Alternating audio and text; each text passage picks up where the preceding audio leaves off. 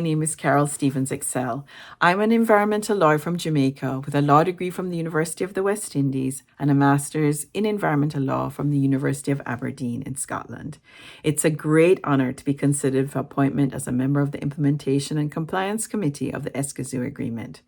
For me, if I was to be appointed by the parties, it would be the culmination of a journey that began with the Rio Plus 20 process in June of 2012 in Brazil, where I worked with civil society groups from Latin America and the Caribbean, hand in hand with the governments to push for the adoption of the Declaration and the application of Principle 10 of the Rio Declaration, which commenced the process that led to the Escazú Agreement. I was motivated at that time to work for the adoption of this human rights and environmental agreement that was years away in the making, and I continue to be motivated to work on this agreement's implementation and to support compliance. I do this because I have seen the power of rights to information, public participation, and access to justice in my career working with the government of Jamaica for over 7 years and in civil society organizations in Jamaica and then internationally at the World Resources Institute.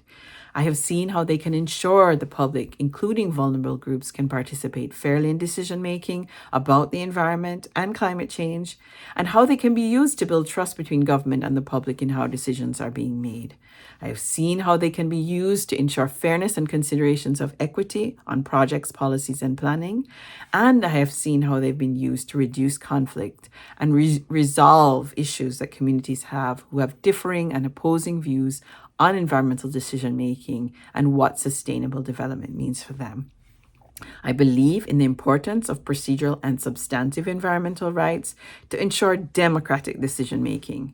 I have seen how these rights have been used to advocate for a clean and healthy environment in decisions in my country in Jamaica and across the Caribbean about protected areas, pollution, beach access. I've also seen governments improve their own permitting and policy processes by taking into account public feedback from the implementation of these rights. If I was chosen, I would like to bring my experience and knowledge of this agreement to this position, my understanding of how to ensure all environmental human rights defenders have an enabling civic space for their advocacy, and the importance of the work to increase the public's awareness of how they use these rights. This position is non-judicial, non-adversarial, and to promote implementation and compliance. I'd be excited to support both the governments and the publics in giving advice on how to improve outcomes for communities with strong support to ensure compliance with the provisions of this landmark agreement. Thank you so much for this opportunity, and I wish you all the best for COP2 in the beautiful country of Argentina.